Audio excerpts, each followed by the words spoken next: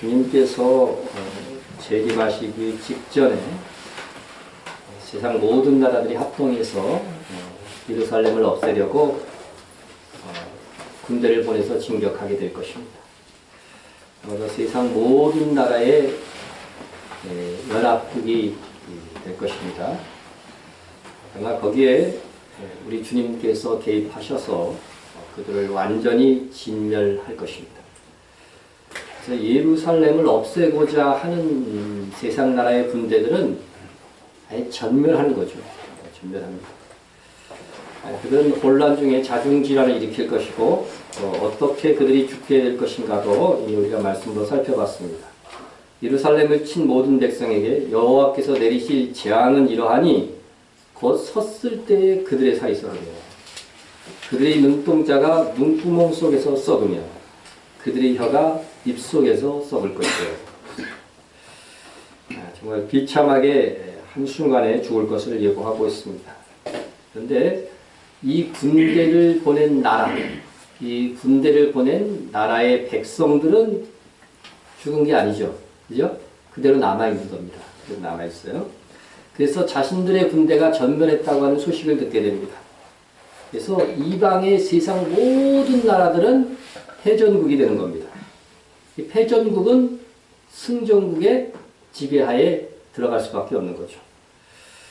아마 이때쯤이면 이방 나라들도요, 하나님께서 내리신 대적 재앙으로 말이 아닐 것입니다. 그때 이방 나라에서도 아마 이 믿는 성도들이, 남아있는 성도들을 아주 잔멸, 완전히 없애버리려고 아주 그런 악한 행위들이 수행되고 있었을 것이고, 또 예수 그리스도를 믿지 않는 사람들로만 거의 이제 백성들이 채워지고 있는 형국일 것입니다. 그런 상황 속에서 그들은 예수님의 재림의 소식을 듣는 겁니다. 그들도 보게 될지 안 보게 될지는 모르겠지만, 우리가 상식으로는 감난산에 재림하면, 중계방송이 되면 모르겠지만, 볼 수는 없는 거죠. 그들이 이제 예수님이 재림했다는 소식을 듣게 될 것입니다. 듣게 됩니다. 자, 그래서, 비로소, 그렇게 됨으로 인해서 성경이 예언했던 스가랴서의 표현으로서는 천하의 왕, 계시록의 표현으로서는 만국의 왕이 되시는 것입니다. 사실 예수님께서 이 땅에 처음 오실 때에는 유대인의 왕으로 오셨어요. 그렇죠? 우리 한번 봅시다. 유대인의 왕으로 나신 이가 어디 계시냐? 우리가 동방에서 그의 별을 보고 그에게 경배하러 왔노라. 지금 이 동방 박사들은 유대인이 아니잖아요. 아닌데도 불구하고 유대인의 왕을 찾아왔어. 유대인의 왕으로 나신 이가 누구냐고 묻는 겁니다. 그러니까 정작 유대인들은 유대인의 왕이 났는지 안 났는지 모르고 있는 상황에서 이방인이 오히려 유대인의 왕이 어디냐, 어디서 났느냐, 이것을 이야기하고 있는 거죠. 오늘날도 비슷한 것 같아요. 그렇죠? 오늘날도 이방 땅에서 다시 오실 그리스도를 얘기하고 있지, 정작 이스라엘에서는 그런 데에 대한 큰 관심이 없는 거죠. 자, 그런데 이 동방 박사들 뿐만 아니라 예수님 자신도 자신을 만왕의 왕이 아니고 유대인의 왕이라고 하셨어요. 유대인의 왕.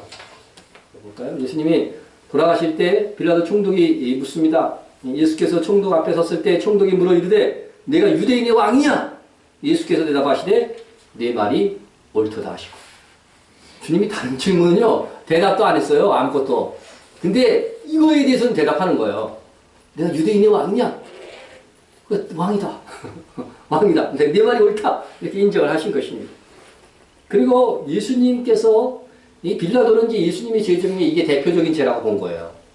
그래서 예수님께서 돌아가신 다음에 십자가에 못 박힐 때에 제목을 뭐라고 썼냐면은 이렇게 썼어요. 그 머리 위에 이는 유대인의 왕 예수라 쓴 죄패가 있더라.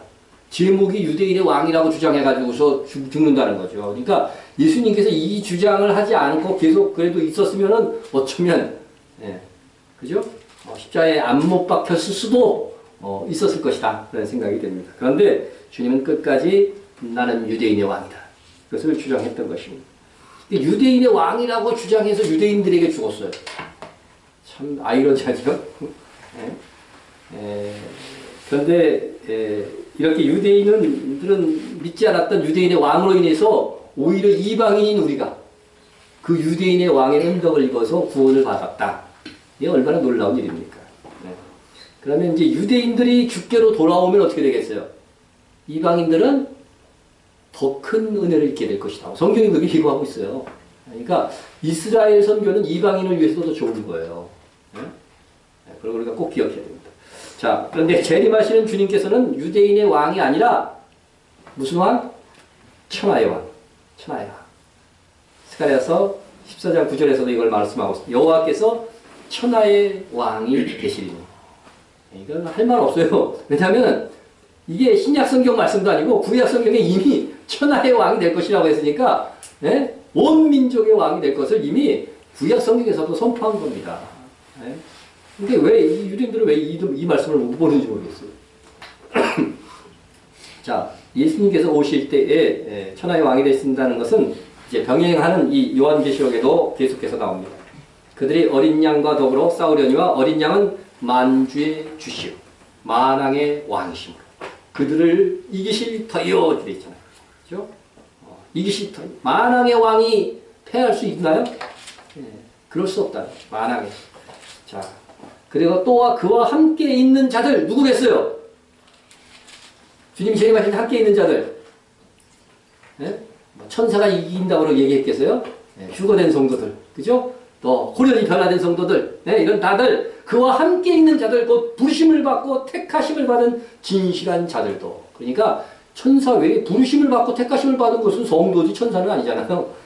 이 사람들도 어떻게 돼요? 이긴다고 하는 겁니다. 이긴다고 하는 겁니다. 승리자가 되는 거죠. 그래서 우리도 만왕의 왕을 따라서 왕 노릇하는 이런 승리의 개선, 열매들을 따먹는 거죠. 한 군데만 있느냐? 그 옷과 그 다리에 이름을 쓴 것이 있으니 만왕의 왕이요 만주의 주라 하였더라. 이렇게 나와 있습니다. 그래서 이렇게 주님은 재림하셔서 천하의 왕이 되실 것입니다. 그러면 예수님이 이제 천하의 왕이 되시고 만왕의 왕이 되시면서 이 세상은요 변하는 거예요. 놀랍게 변해요.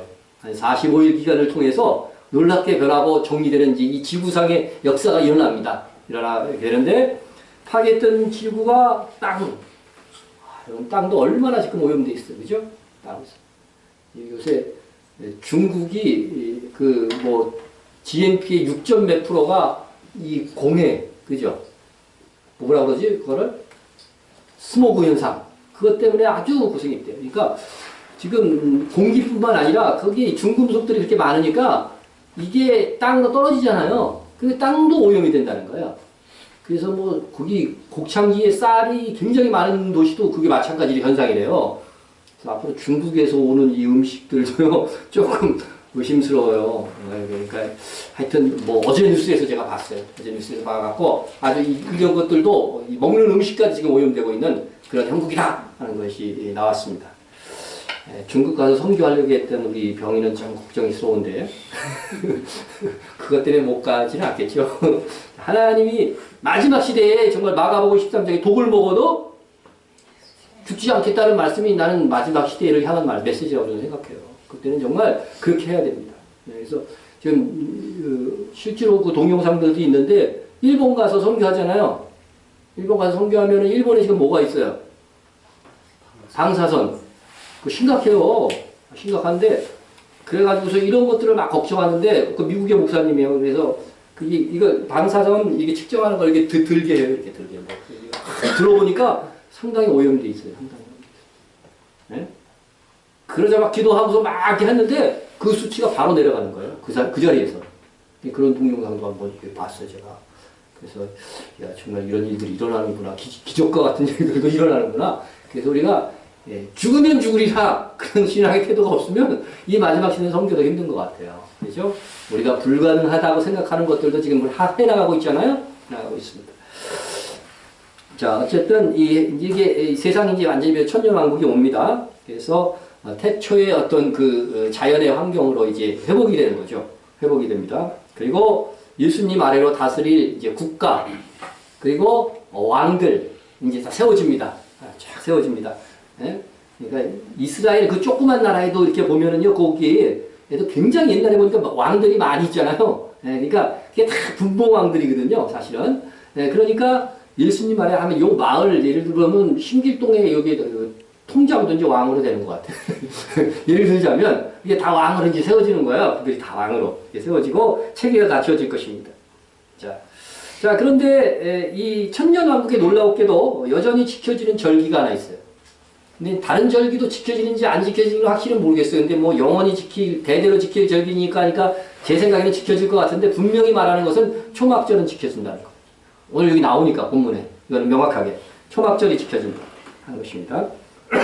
자, 그럼 초막절에 대해서는 특별히 우리가 좀 알아야 돼요. 초막절에 알아야 됩니다.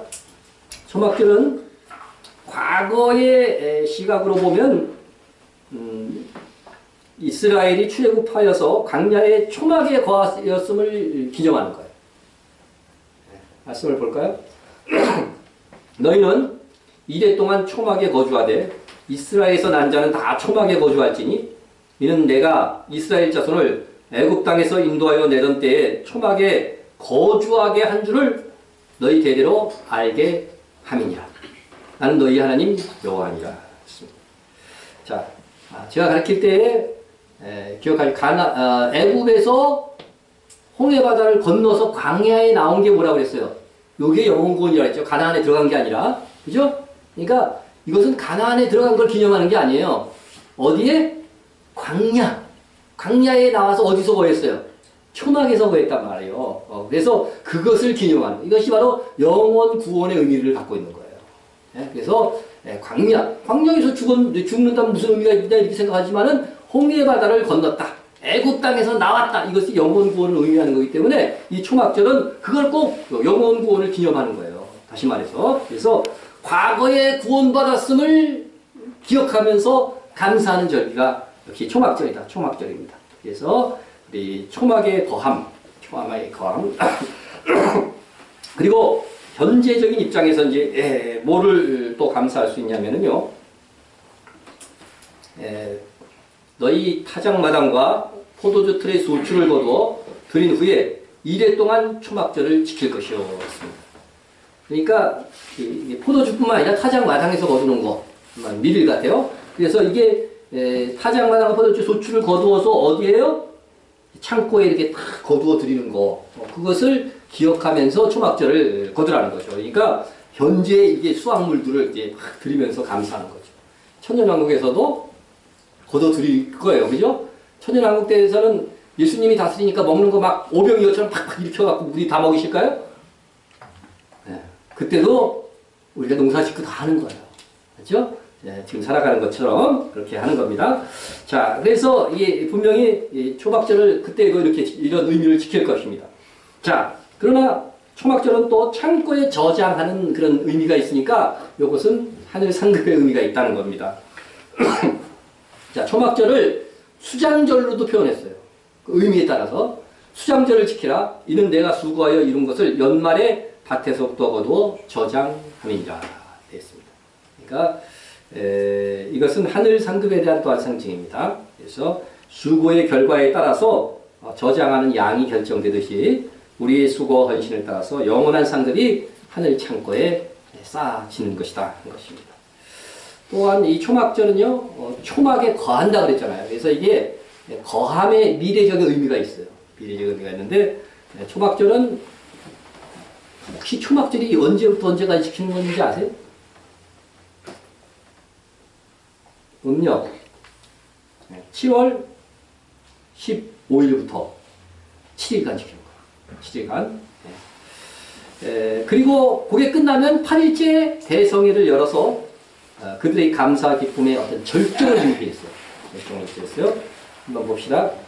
이스라엘 자손에게 말하여 이르다 일곱째 달 15셋 날은 초막절이니 여호와를 위하여 이래 동안 지킬 것이다. 첫날에는 성회로 모일지니 너희는 아무 노동도 하지 말지며 이래 동안 너희는 여호와께 화제를 드릴 것이요. 자, 그러니까 초막절은 원래 며칠 지키는 거예요? 1회가 며칠이에요? 7일. 네, 7일.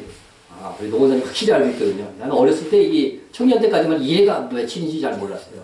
근데 1회, 7일이에요. 7일 동안 지키는 겁니다. 지키는 겁니다. 그런데 딱 7일만 지키라고 그런 것이 아니고 이어지는 말씀은 8째 날에도 너희는 성회로 모여서 여호와께 화제를 드릴지니 이는 거룩한 대회라. 대회라. 큰 모임이라는 거죠. 대회라. 너희는 어떤 노동도 하지 말지니라. 그러니까 8째 어떤 노동도 하지 말라는 건 뭐예요? 안식일이 되게 하라는 거죠. 안식일이 되게 하는 거죠. 자, 그래서 이게 원래 7일을 지키는 건데 8일을 더해서 지키라고 하는 이 의미는 뭐냐? 8일은 그래서 새 출발을 하는 첫날을 의미하는 거예요. 새 출발의 의미가 있어요. 8일째는. 새 출발. 7일이 완전 일주일에 딱 끝나는데 그 다음 8일은 새 출발의 의미가 있어요. 새 출발의 의미가 있다. 총신대 그 김희보 교수님의 그 스칼에서 강의에서 보면은 이걸 이렇게 해석을 더 붙여놨어요. 제가 그대로 읽어드립니다. 8일, 7 플러스 1은 새 출발의 수임은 할례를 8일에 받는 것으로도 잘 표현되어 있다. 7이 완전 수요 끝나는 수라면 플러스 1은 새로운 시작을 의미한다. 주일이 안식일 다음 날임은 새 생명을 의미하는 부활의 날이기 때문이다. 되어 있습니다. 자, 이렇게 새로운 출발의 날이 8요일. 그래서 초대교회는 주일을 뭐라고 부르냐면 8요일이다 이렇게 불렀어요. 월화수목금토일은 이거 성경시대에는 이렇게 불리는 게 없었어요. 이거는 언제부터 생겼어요? 그 콘스탄티누스 황제 때부터 생긴 거란 말이죠. 네? 그럼 어떻게 불렀을까요?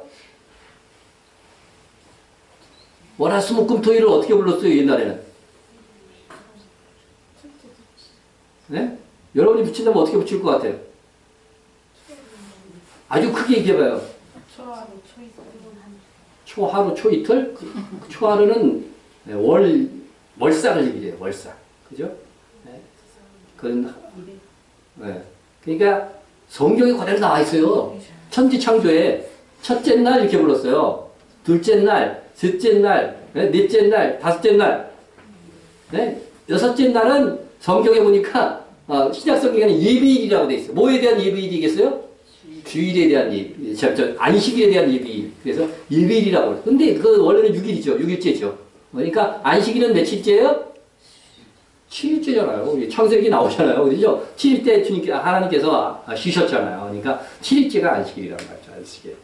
자, 근데 그 7일이 끝나고서 어떻게 돼요? 새롭게 주어지는 첫째 날. 그것은 새로운 날의 의미를 항상 가졌다는 거예요. 8요일은. 그래서 6월절하고 무교절하고 이렇게 합쳐서도 지키죠? 연달아. 근데 그것도 합하면 8일이에요. 그죠? 할례도 새 생명이 태어났을 때 어떻게 돼요? 8일째 맞잖아요. 그러니까 새로운 생명의 출발이다 하는 의미의 의식을 언제 해요? 8일째 한단 말이에요. 그래서 이게 그게 8은 이렇게 새로운 출발의 의미를 가진다 하는 것을 말씀을 드리는 겁니다. 자, 그리고 주님이 그러면 언제 부활하셨어요? 8일째에 부활하신 거죠. 그죠? 8일째에 부활하신 거죠. 네, 그러니까 주님이 부활하신 날도 주일이기 때문에 우리가 그날을 우리가 이제 지금 지키고 있는 거잖아요. 새로운 출발. 신약시대의 새로운 출발의 안식일로서 주일을 지키는 거란 말이죠. 자, 그래서 그건 어떻게 알 수 있느냐면요. 지금 우리가 지키는 그 오순절 있잖아요. 오순절이 항상 주일이에요. 지금 우리가 달력 이렇게 유대력으로 나오는 거 보면요. 그 오순절 표시가 잘못되어 있어요. 제가 보기에는. 잘못되어 있고, 왜냐하면 예수님 당시에는 사두개파가 잡고 있었거든요. 그러니까 사두개파에서 주장하는 것대로 오순절을 지켜야 돼요. 왜냐하면 그 오순절을 길날에 맞추어서 성령께서 오셨기 때문에. 그죠? 그러니까 그걸로 오순절은 항상 6월절서부터 50일 전이잖아요. 그렇기 때문에 항상 같은 요일이 되는 거예요. 50일 후면은. 그래서 오순절이 주일이라는 것만 밝히면 되는 거예요. 근데 오순절은 사두개파의 주장에 의하면 항상 주일에 오게끔 안식 후, 그죠? 안식 후 다음 날로 항상 정했어요. 안식 후 다음 날로 정했다고 하는 겁니다. 그래서, 이렇게, 그 오순절 날 뭐가 시작되었어요? 뭐가 새롭게 출발해요? 새 언약이 시작되잖아요. 새 언약. 네? 새 언약은 뭐예요? 예수 그리스도를 믿으면 우리 안에 성령께서 임재하여 주셔서 내주하여 주신 거 내주. 내주하여서 우리의 뭐를 잡아요? 우리의 영혼을 잡는 거예요. 우리의 믿음이 떠나가지 않도록 주장해 주시는 역사. 그래서 한번 하나님의 자녀는 영원히 하나님의 자녀가 되는 이 새 언약의 역사가 시작되는 거죠. 그러니까 유대인들은 그들의 역사 속에서는 구언약도 있고 새 언약도 있지만 우리 이방인들은 다 새 언약으로 처음부터 들어가는 거예요. 새 언약으로. 그래서 우리는 예수 그리스도를 믿자마자 성령께서 우리 안에 내주하신 것, 그것을 인친다는 표현으로서 성경이 많이 표현을 하고 있죠. 그래서 예수님께서는 이 땅에 계실 때에도 이 새로운 성령과 교회 시대의 새 출발, 새 언약의 시대의 출발에 대해서 예언하셨어요. 한번 봅시다. 유대인의 명절인 초막절이 가까운지라 이렇게 하고 계속 문장이 이루어지는 겁니다. 명절 끝날. 초막절 끝날이니까 무슨 요일이에요? 초막절 며칠 지킨다 그랬어요. 네. 그러니까 8요일이잖아요. 8일째. 그러니까 새로운 출발을 의미하는 그런 8일째란 말이죠. 명절에. 8일째. 명절 끝날 할 때 의미를 여러분 잘 아시라는 거예요. 그래서 명절 끝날, 곧 큰 날에 예수께서 서서 외쳐 이르시되 누구든지 목마르거든 내게로 와서 마시라. 나를 믿는 자는 성경의 이름과 같이 그 배에서 생수의 강이 흘러 나오리라. 네? 그러니까 예수 그리스도를 믿는 사람들은 어떻게 돼요? 그 배에서 이 배에서 뭐가 소변 아니에요 이거? 네? 여러분 우리가 뭐 심장 그런 거 표현하는 것들도 이 성경 언어로 보면은 콩팥 그런 단어예요. 그러니까 이런 어떤 속에 있는 어떤 내장 이렇게 이 기관을요 이런 의미로 사용했어요. 마음이나 뭐 이런 게 의미로 사용한 거예요. 그래서 우리 배에서 뭐가 나와요? 생수의 강이 흘러나니까 우리 안에서 우리 안에서 생수의 강이 흘러난다는 거죠. 우리 안에 무서운 게 뭐가 있어요. 그런데 성령께서 내주하시니까 어떻게 돼요? 그게 이게 생명의 영원한 영생의 보장이 된다는 거예요. 예수님이 그 말씀을 하신 겁니다. 그러니까 이것은 성경의 이름과 같이 했잖아요. 그러니까 구약 성경에 있다는 얘기 있다는 얘기, 이 이야기가 있다는 거죠. 어디에 있었어요? 우리 수가레스 할 때도 공부했죠. 에스겔서에 나오잖아요. 성전에서 흘러나오는 것이 생수의 강이라고 표현했어요. 생수의 강이 흘러나온다. 네, 이렇게 얘기하고 있는 겁니다. 그걸 얘기하는 거예요. 자, 그래서 생수의 강이 뭘까요? 그러면은 지금까지 얘기했어요. 생수의 강이 뭐예요?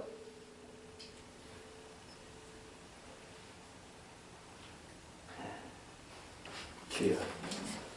기껏 설명했더니 생수의 강이 뭘 가리키는 거예요? 두 글자. 네, 성령. 이렇게 해야 꼭 맞추나? 자, 보세요. 이는 그를 믿는 자들이 바를 뭐를 가리켜? 성령을 가리켜 말씀하신 것이라. 말씀하신 것이라. 근데 가로하고 이렇게 써 있어요. 예수께서 아직 영광을 받지 않으셨으므로 성령이 아직 그들에게 계시지 아니하다. 성령이 그들에게는 아직 내주하지 않았다는 거죠. 그런데 성령께서 오셔서 그들 안에 내주하면 어떻게 돼요? 그것이 생수의 강이 되는 거예요. 이 한 말씀만 봐도 한 번 그건 영원한 구원이 될 수밖에 없는 거죠. 네? 그러니까 지금 예수님께서 언제 영광을 받으셨어요? 네? 그러면 예수님께서 영광을 받으시면 그 이후부터는 어떻게 된다는 거예요? 우리 안에 성령께서 들어오셔서 우리의 구원이 잃어버리지 않는, 그죠? 영원한 구원이 되는 그런 시대가 온다는 거죠. 생수의 강이 늘 우리 안에서 이제 흘러나오는 거예요. 네? 구약 시대는 어떻게 돼요? 내가 너희의 남편이 되었어도 그렇게 얘기하잖아요. 네? 옆에서 도와준 거예요, 옆에서. 네? 그런데 이 신약 시대는 우리 안에 들어와서 우리의 영혼을 꽉 잡고 있는 거예요.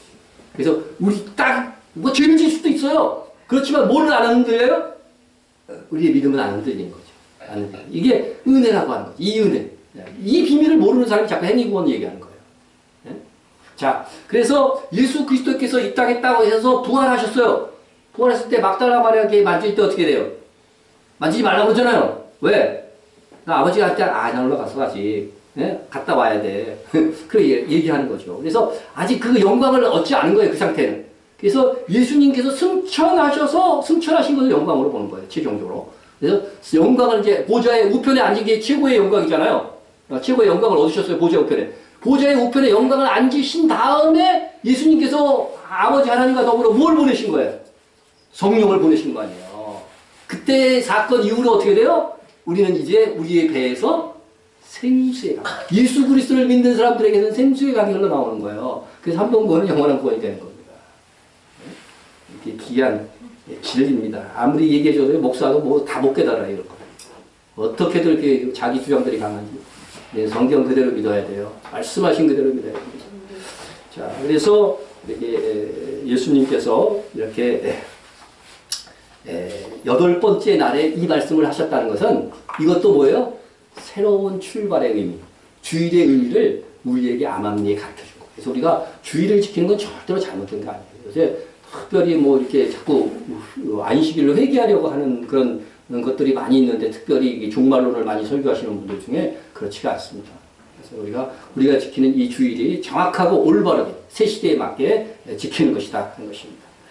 자, 그래서 이 8일요일은 새로움의 의미, 새 생명, 새로운 출발, 새로운 시대라는 의미를 가지고 있기 때문에 또 인간의 통치가 모두 끝나고 예수님께서 새롭게 다스리는 천년왕국의 의미도 되고 예표도 되고 또 새 하늘과 새 땅도 새로움이잖아요. 그래서 영원한 하나님의 나라 그것을 가리키는 의미도 다 된다는 겁니다. 이 초막절은. 그래서 이 초막절은 과거의 의미에서 구원받았음, 영혼의 구원받았음을 감사하고 현재에 있는 이 추수에 대한 공급하심에 대한 감사도 되고 또 미래의 천년왕국에서조차도 미래에 주실 영원한 하나님의 나라에 대한 어떻게 돼요? 감사도 함께 있는 거예요. 그러니까 이게 과거, 현재, 미래까지요. 지속적으로 다 모든 감사가 다 이렇게 종합적으로 이게 되어 있는 것이 초막절이라는 거죠. 초막절. 네. 그래서 성경에도 신명기서에서 16장 12절부터 15절까지 쭉 보면은 이렇게 현재, 과거, 미래에 대한 감사를 초막절에 하라고 다 가르칩니다. 자, 한번 말씀을 봅니다. 너는 애굽에서 종되었던 것을 기억하고 이 규례를 지켜 행할지니라. 과거잖아요. 자, 너희 타작마다가 포도주 틀에 수출을 거두어 드린 후에 이래 동안 초막절을 지킬 것이며, 그렇죠? 현재의 감사입니다. 어떻게 지키느냐 지키되 절기를 지킬 때에는 너와 네 자녀와 노비와 네 성중에 거주하는 레인과 객과 고가와 가부와 함께 즐겨하되. 그러니까 함께 기쁨을 나누는 거예요. 이런 절기들은 특별히 어렵고 또 레윈이 있으니까 어떻게 돼요? 또 이렇게 또 주의 일에 힘쓰는 분들 이런 분들과 함께 누릴 수 있는 그런 태도를 가져야 됩니다. 자, 그리고 여전히 15절에 보면 내 하나님 여호와께서 택하신 곳에서 너는 이래 동안 내 하나님 여호와 앞에 절기를 지키고 내 하나님 여호와께서 내 모든 소출과 내 손으로 행한 모든 일에 복 주실 것이니. 앞으로 복 주실, 미래 복 주실 것이니 너는 온전히 즐거워할지니라. 이렇게 말씀하고 있습니다. 또 계시록 11장 15절에도 보면 일곱째 천사가 나팔을 불매 하늘에서 큰 음성이 나서 세상 나라가 우리 주와 그리스도의 나라가 되어 그가 세세토록 왕노하시도다. 이렇게 말씀하고 있습니다. 자, 그래서 이제 이 초막절은 이 새롭게 세상 나라가 어떤 나라가 돼요? 주와 그리스도의 나라가 되는 어떤 의미들도 함께 지니고 있기 때문에 초막절, 그 천년 왕국에 대한 그 감사의 어떤 의미도 함께 지닐 수 있다 하는 것들을 말씀을 드리는 것입니다. 그래서 천년 왕국에는요, 이 최고의 절기가 이 초막절인데, 천년 왕국 다음에 오는 세기가 뭐예요?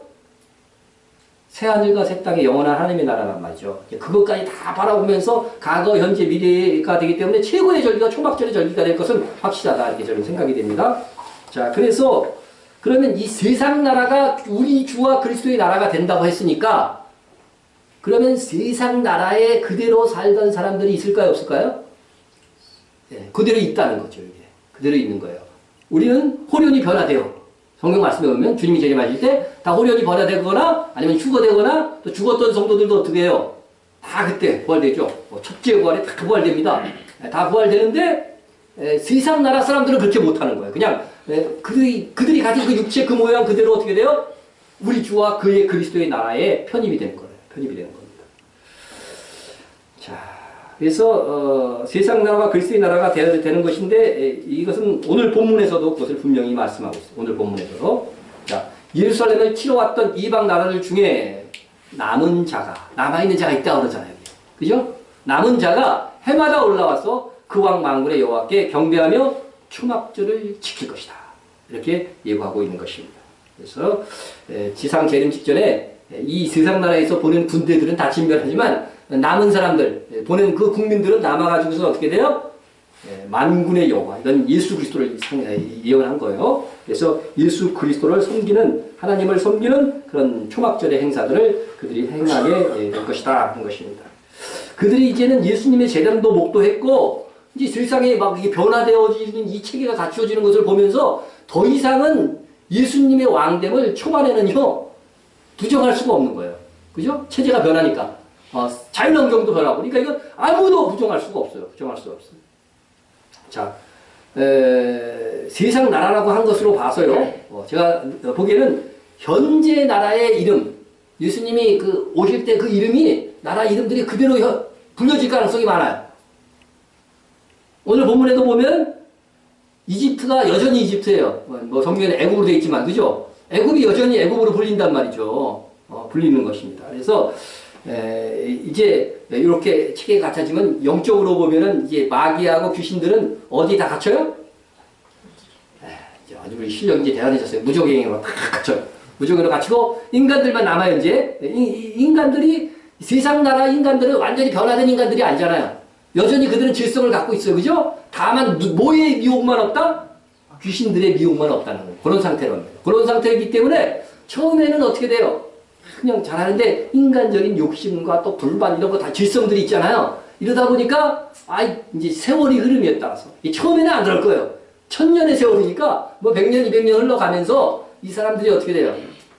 초막절인데도 대표를 안 보내고 막 그러는 거예요. 이것들이. 예? 그런 일이 있을 것이라는 거예요. 그러니까 이게 성경이 예고하고 있는 것은 분명히 일어나는 일이에요. 일어날 일이라고 하는 것입니다. 그랬을 때에 그때 천하의 왕이신 예수님께서 뭐 하신다? 요런 나라에 대해서는 어떻게 돼요? 벌을 내리신다. 벌을 내리신다. 그게 이제 오늘 본문에 기록되어 있는 거예요. 한번 봅시다. 땅에 있는 족속 중에 그 왕 만군의 여호와께 경배하러 예루살렘에 올라오지 아니하는 자들에게는 비를 내리시 아니할 것인지, 만일 애굽 족속이 올라오지 아니할 때에는 비 내림이 있지 아니하리니. 여호와께서 초막절을 지키러 올라오지 아니하는 이방 나라 사람들을 치시는 재앙이 그에게 내리실 것이다. 애굽 사람이나 이방 나라 사람들이나 초막절을 지키러 올라오지 아니하는 자가 받을 벌이 그러하니라. 이렇게 되어 있습니다. 그러면 이게 아마 천년왕국 시대에도 여전히 오늘날처럼요, 물은 뭐예요? 중요한 생명의 수단이고 먹을 양식을 이렇게 하는 그런 수단 같아요. 천년왕국 시대에는 과학이 얼마나 발달했을까? 잘 모르겠어요. 그것까지 성경이 안 나와 있으니까. 하지만 중요한 것은 여전히 뭐 해야 돼요? 농사 져가지고서 먹을 건 먹어야 된다는 거죠. 예? 천지 창조 때도 그랬잖아요. 하나님이 처음 창조하실 때도요, 밭을 만들어 놨어요. 여기서 수확해서 너 먹고 살아라. 아담에게 왜 그렇게 하신 거죠. 그와 같이 그런 그 천지 창조의 상황이 이제 회복된 거예요. 그래서 우리가 농사가 이제 굉장히 잘 되겠죠. 잘 되겠지만 하여간 이 세상 나라 사람들은 여전히 어떻게 돼요? 아직도 구원받지 못한 상태에서 지금 이렇게 예수님의 왕됨을 인정하고 섬기는 거예요. 그래서 이렇게 죄 짓는 인간들이 나올 것이다. 그러면 그때 예수님께서 이렇게 벌하실 것이다. 이것까지 천년왕국에 있을 일들까지 지금 성경에, 구약 성경에서 그것도 예언해 놓고 있는 것입니다. 자, 그래서 휴거와 부활을 경험하고 천년왕국에 동참하는 우리 성도들은, 우리에게는 그때는 뭐가 없어졌어요? 우리 안에 있는, 그렇죠, 죄성이 없어지니까 어떻게 돼요? 죄 안 짓습니다. 죄 안 짓게 됩니다. 그래서 거룩한 하나님의 백성이 돼서 이렇게 주의 뜻을 거역하는 일도 없고 또 벌을 받는 일도 없을 것이라고 하는 것입니다. 그것을 이제 엿볼 수 있는 것들이 스가랴서의 마지막 말씀입니다. 그날에는 말방울에까지 여호와께 성결이라 기록될 것이다. 이 천년왕국에는 그렇게 될 것이라고 하는 겁니다. 그래서 여러분, 말은 고대 전쟁의 가장 중요한 수단이었죠. 그죠? 그래서 말을 잘 길러갖고 이렇게 하는 군대들이 항상 우리나라 고구려가 막 중원까지 막 제패할 수 있었던 것은 뭐예요? 기마 군대 때문에 그렇잖아요. 그죠? 근데, 자, 말 없이는 전쟁에 승리한다는 것은 불가능한 일이었어요. 근데 구약 성경에 말고기 먹을 수 있어요, 없어요? 말이 좀 부정한 거예요. 네? 소고기는 먹을 수 있어, 그죠? 소고기는 괜찮아요. 근데 말은 아니란 말이죠. 그리고 율법에 말씀하시기를 말이 생기면은 너희들 어떻게 했냐면 말의 그 발목 뒤에 있잖아요. 그걸 죽이지는 말고 죽이면은 뭐예요? 동물 학대잖아요. 그거 힘줄을 끊어놔서 뛰지는 못하게 걸어만 다니는 거죠. 그렇게 하라고 이야기한 것입니다. 자, 그 이유는 뭘까요? 의미는 명백한 거죠. 군사력을 의지하지 말라는 거죠. 군사력을 의지하지 말고 누구를 의지해라? 하나님을 의지해라. 여러분 이거 자기가 왕이 됐다고 한다면 이거 순종하기가 쉬운 명령이에요. 어려운 명령이에요. 특별히 한번 이스라엘의 위치를 보세요. 위쪽 아래쪽이 뭐예요? 그 당시 세계의 최강대국이에요. 이집트와 바벨론. 그죠? 우리나라하고 비슷해요. 저 위에 러시아, 중국, 밑에 뭐 있어요? 일본. 요새는 미국까지 다 날라와갖고. 정말, 근데 우리나라가요, 안 없어지고 있는 것이 아주 세계인들이 보기에는 신기하다는 거예요, 역사 속에서. 그 긴 역사를 계속 유지하면서, 주변에 있던 뭐 중국한테 다 이게 흡수돼 버렸잖아요, 웬만한 나라들은. 근데 우리나라는 딱 붙어 있는데도 그냥 안 없어지고 있는 거예요, 이게. 그와 같은 거죠. 지금 이스라엘은 정말 주변의 국, 거기에다가 내부의 적들, 가나안인들까지 있는데도 불구하고 뭐라는 거예요? 군사력의 최고 중요한 요소인 말의 힘줄을 딱 끊어버리라는 거잖아요. 이거 정말 순종하고. 오늘날 얘기하면요, 적들이 막 이렇게 이제 난장 피고 있는데도 불구하고, 핵무기는 물론하고, 웬만한 미사일 이런 거 만들지 마. 그런데 돈 투자하지 마. 하나님의 뜻대로 그렇게 해. 이렇게 말하는 거나 마찬가지예요. 이 어느 왕도 이거 순종할 수 있는 일이 아닙니다. 예? 정말 우리 한국 땅이 정말 예수 잘 믿는 사람이 대통령이 됐다. 예? 나는 군사력을 의지하지 아니하리라. 오직 주님만 의지하리라 하고서 국방비를 완전히 대폭 삭감하는 거야. 가능할까요? 난리날 겁니다. 난리가 날 겁니다. 그와 같은 것을 순종하기 어려우니까 이 이스라엘 역사 속에서도 이거를 순종한 왕은 딱 한 명밖에 없었어요. 누굴까요? 이스라엘 왕 중에 이름 아는 사람 다윗밖에 없는 사람도 있잖아요. 다윗밖에 이거 순종을 못했어요. 다윗도 100% 온전히는 순종을 못했어요. 한번 보십시다. 그에게서 마병 1700명과 보병 2만 명을 사로잡고 병거 100대의 말만 남기고 다윗이 그 외의 병거의 말은 다 발의 힘줄을 끊었더니. 그냥 이게 단순한 기록 같지만 이거는요 굉장한 순종이에요. 그래도 어떻게 돼요? 100대는 남겼어. 왜 남겼는지 잘 모르겠어요. 그냥 이동수단을 위해서 그런 건지 모르겠지만은 어쨌든 이게 100%의 순종은 아니에요. 그래도 하나님 요것만은 이해하시겠지 하면서 100대는 남기셨단 말이에요. 그나마 이렇게 순종한 왕도 다윗밖에 없어요. 자, 그래서 이 말을 통해서요, 뭐 하나님께 뭐 드린다 그런 거 없어요. 항상 소주요, 그지? 소 아니면 양, 뭐 이런 동물을 하나님 앞에 드렸단 말이에요. 말은 부정했단 말이죠. 부정했어요. 그런데 말 방울까지도 뭐가 돼요? 선물이 될 것이다. 이 천년왕국 때는 그렇게 된다는 거예요. 그러니까 말도 아니고 뭐예요? 말 방울에 뭐라고 써 있다고요?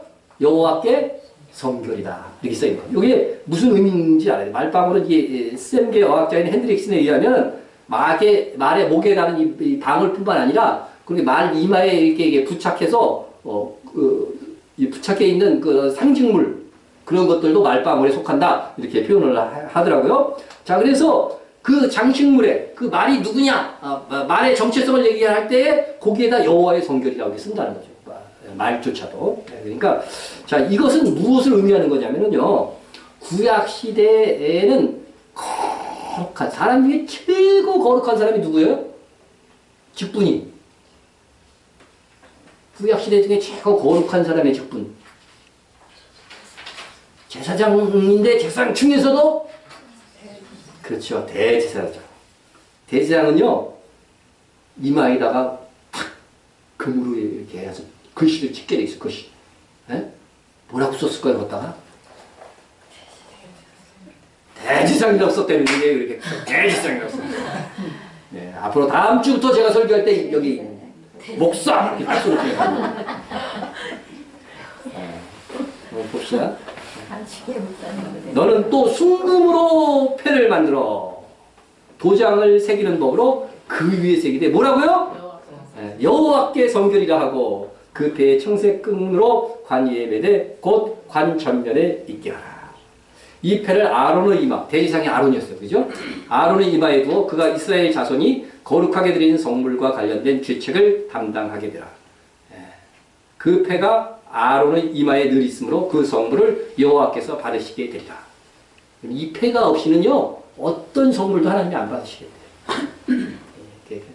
뭐가 중요한 거예요? 여호와께 성결. 거룩한 것만 드려라는 거죠. 네? 네. 사기쳐서 돈을 벌었어. 11조 해야 될까 안 해야 될까요?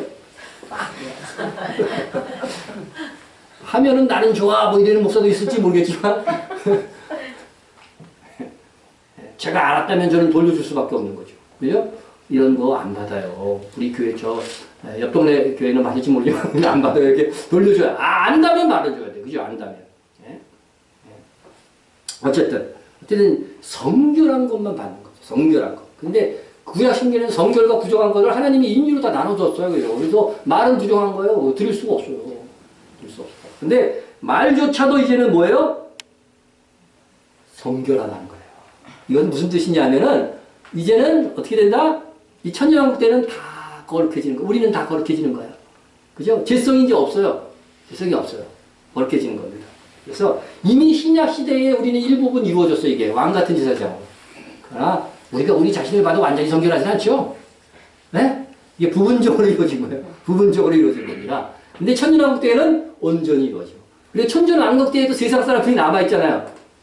그것도 완전히는 아니에요. 그래서 새하늘과 새 땅이 실 때는 완전히 이제 이루어지는 거죠. 그러니까 이게 그렇게 점진적으로 이게 완벽해져 나가는 패턴을 갖는다는 거죠. 그래서 여호와께 성결. 그래서 이어지는 말씀도 다 같은 의미니까 그렇게 아시면 됩니다. 여호와의 전에 있는 모든 솥이 제단 앞 주발과 다름이 없을 것이니 예루살렘과 유다의 모든 솥이 만군의 여호와의 성물이 될 것인지 제사 드린 자가 와서 이 솥으로 가져다가 그것으로 고기를 섬기라. 그러니까 여호와의 전에 있는 솥만 뭐예요? 거룩했어요. 구약 시대는. 그런데 이제 뭐 예루살렘에 있는 아무데나 있는 것이나 저 유사 땅에 멀리 떨어져 있는 것이나 다 어떡하다? 이제 거룩한 주발이 되는 거라는 거죠. 그죠? 거룩한 주발이 되는 거예요. 이 그런 의미예요. 그런 의미. 자, 그 다음에 마지막 말씀이 이겁니다. 그날에는 만군의 여호와의 전에 가나안 사람이 다시 있지 아니하리라. 이것도 같은 의미 있죠. 그죠? 이제는 가나안 사람은 이제 부정한 사람이다. 이런 의미잖아요. 그러니까 이스라엘은 택한 거룩한 하나님의 백성이다. 이런 의미인데 그때는 어떻게 돼요? 이런 구별이 없어진다는 거죠. 없어진다. 다 거룩한 하나님의 백성이다. 이렇게 이제 말씀하고 있는 것입니다. 자, 그래서 이 성물, 성결이라고 하는 것은 물론 윤리적이고 도덕적인 의미가 이 의미도 있죠. 있지만은 구약 시대는 특별히 이게 하나님 앞에 드려지는 것을 거룩하다 구별되었다 이렇게 하는 거예요. 그래서 일주일에 하나님께서 일주일 동안 천지를 창조하시고 딱 구별해서 쉬는 것을 거룩한 한 날로 이렇게 삼으셨잖아요. 그와 마찬가지로 우리 주일 성수도 어떻게 해요? 일상에서 하던 일상의 일들을 멈추고 그 하루의 시간들 동안 하나님을 섬기는 일에 딱 사용한단 말이에요. 이게 거룩한 거예요. 이 컵이 여러분 집에서도 막 사용할 수 있어요. 이렇게 막 사용할 수 있지만 예를 들자면 이런 거예요. 그런 말 이 똑같은 컵이 집에서도 쓸 수 있지만 여기에 있음으로 인해서 뭐가 돼요? 거룩한 그릇이 된다는 거예요. 신약시대에 그렇다는 것이 아니라 구약시대에 그랬다는 거죠. 그래서 이 거룩의 의미가 어디에 사용되어지느냐에 따라 달라졌다는 거죠. 그러니까 하나님의 사역에 사용되어지면 거룩한 거예요. 그러니까 이 천년왕국 시대는요. 뭘 하든지 다 거룩해지는 거죠. 다 거룩해지는 겁니다. 다 거룩해지는 겁니다. 그래서 우리의 이 거룩의 영역이 이제 전부 일반적으로 다 확대되는 거예요. 그래서 우리가 이제 막 수확한 거 가지고 막 가도요 하나님 앞에 거룩한 성물이 되는 거죠. 예? 이게 구약 시대에는 예수님 당시에도 그렇지만 성전세는 반드시 뭐 해야 돼요? 일반 돈으로 드릴 수가 없잖아요. 그래서 거기서 환전하는 데가 있었잖아요. 그죠? 그래서 세겔로 바꿔야 돼. 요거 바꾸는 과정에서 뭐예요? 아주 그 바리새인들과 사두개인들이 어떻게 돼? 바리새인들은 빼고 사두개인들이 제사장들이 풍리를 취한 거잖아요. 그래서 주님께서 상을 얻고 그렇게 하신 거란 말이죠. 그러니까 그때 그 당시에는 어떻게 돼요? 거룩의 개념이 돈조차도 세겔이 아니면 거룩한 돈이 아닌 거예요. 성전에서만 통용되는 돈이 별도로 있었던 것이죠. 그러니까 우리는 이제 그 시대, 천년왕국 시대에는 우리의 질성이 다 없어지고 다 뭐예요? 거룩한 사람이 된다 하는 그런 메시지를 전해주고 있는 것입니다. 그러니까 그 시대, 그때 이제 막, 그때는요, 막 서로 갈등하고 막 싸움이 하는 그런 게 없어지는 거예요. 예? 서로 배려하려고 사랑하려고 하니까 뭐 그런 일이 없습니다. 그러니까 우리가 지금 고통받는 게 대부분 뭐 때문에 고통받아요? 인간 관계잖아요. 그죠? 이게 이해를 못하냐, 넌 나를. 예? 그래가지고, 예? 명절에 혹시 싸워보신 분? 아무도 없죠? 아무도 없죠? 그랬는데도 아멘도 없고. 한번 대통 싸우고 왔어요? 네? 자, 우리는 이제 지금부터 우리가 얼마나 성화되어져 가느냐에 따라서 우리 상급이 결정되는 거니까 그 나라에 가면 어차피 우리 다 거룩해져요. 다 성결해져요. 그렇지만 우리가 지금부터 그렇게 훈련을 하는 것입니다. 자, 오늘 말씀이 이제 정리를 하자면 이 천년왕국 때에서 제일 중요한 거는 하나님을 경배하는 거예요. 초막절이 그런 의미거든요. 그리고 하나님을 경배하되 성결한 모습으로 경배하는 거죠. 그죠? 그래서 두 가지 메시지가 있습니다. 자, 예루살렘을 치러 왔던 이방 나라 중에 남은 자가 해마다 올라와서 그 왕 만군의 여호와께 초막절을, 여호와를 경배하기 위해서 하는 것이고, 그 다음에 핵심적인 말은 그날의 말방울까지 여호와께 모여 성결이라 기록될 것이다. 그러니까 하나님께 나아가는 사람들의 성결함, 이것이 성취되는 것이 천년왕국일 것이다 하는 것입니다. 그것을 온전히 성취되는 것은 이제 새하늘과 새 땅이겠죠. 그래서 우리도 이 땅에 지금 우리가 살면서 하나님께 예배하는 것, 그죠? 이것이 여러분에게 중요한 아주 그 가치가 돼야 돼요. 일주일의 삶 속에서 정말 구별되어져서 이 예배하는 시간을 따로 떼놓는 거, 이게 중요하고, 또 예배하는 우리의 태도가 어떻게 돼야 돼요? 성결해. 그러니까 우리 다른 교회하고 예배 순서가 우리가 틀리죠. 먼저 뭐부터 해요? 참회 기도부터 하잖아요. 그러니까 우리가 성결한 상태를 가지고 예배를 출발해야지, 중간에 막 이제 뭐 하면은 그 앞에 있는 그 질진 상태로 예배드린 거잖아요. 그죠? 그래서 그런 의미에서 제가 순서를 그렇게 정한 겁니다. 그러니까 여러분들이 여호와께 성결한 것들, 이 최고의 가치. 그러니까 천년왕국의 최고의 가치는 지금 우리가 수행해야 되는 거예요, 사실. 그래서 우리가 예배와 또 우리 자신을 성결하게 가꾸는 것, 이것을 가장 중요한 가치로 생활하면서 우리 신앙과 하늘의 상급을 쌓아갈 수 있는 여러분들 되시기를 축원합니다. 기도하겠습니다.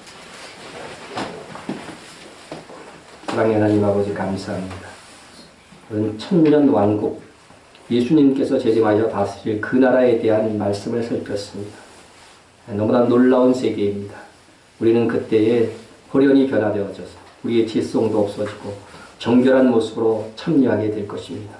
온 세상의 모든 것들이 하나님께 드릴 만한 것으로 변화될 것입니다. 놀랍습니다. 그 세계를 바라봅니다.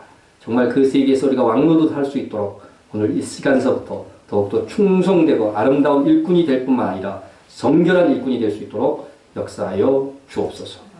예수님의 이름으로 기도드립니다. 아멘.